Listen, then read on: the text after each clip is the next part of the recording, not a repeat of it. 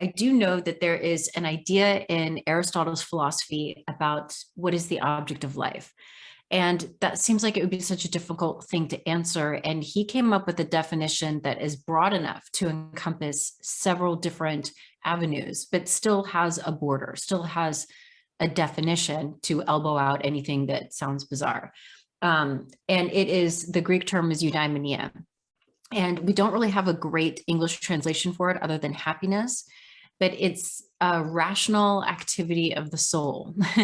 And it is for its own sake, as opposed to anything else that you want in life. Like if you say, I want to, I want to study X, or I have to take this class to graduate. What is it for? What do I want to graduate for? For a job. What do you want a job for? For money. What do you want money for? Eventually, Aristotle says you'll get to eudaimonia, or happiness. And then we say, well, what do you want that for?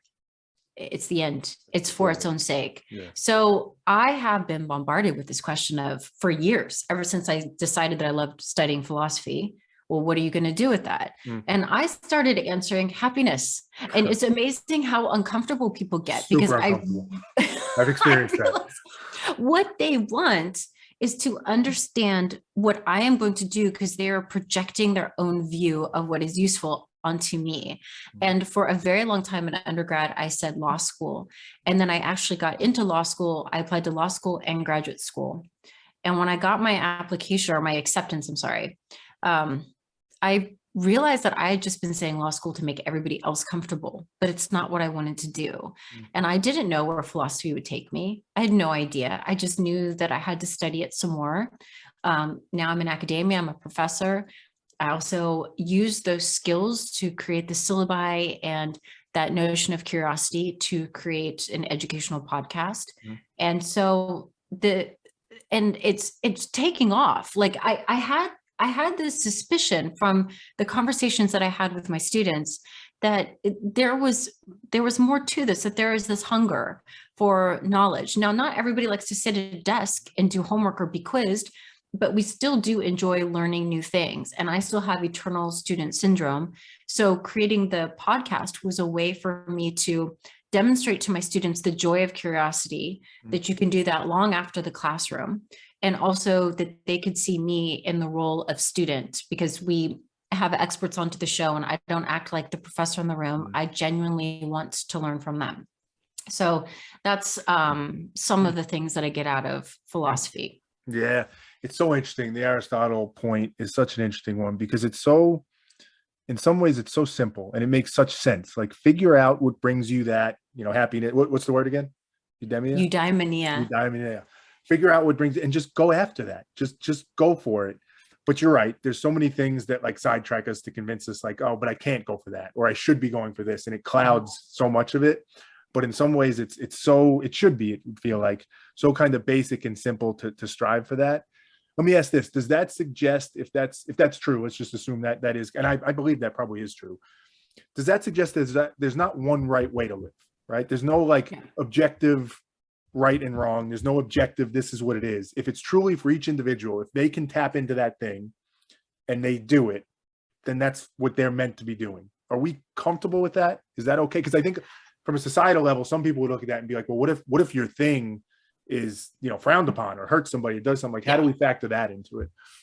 So since he describes eudaimonia as an activity of the soul, if you are engaged in something that is not fueling your soul, then we can, according to Aristotle, can say that is not, you're going against the grain of the object of life. So in the same way that we say the object of, let's say, basketball is to get more baskets than the other team. If you do something that detracts from that, then you're not playing well. So if the goal of life is eudaimonia, excellence, happiness for its own sake, and you are doing something that is taking you away from that. Let's say if you are indulging in the physical pleasures to the point where you can no longer function. So this can mean like different types of addiction. It will lead you away from excellence. It will lead you away from meaningful relationships.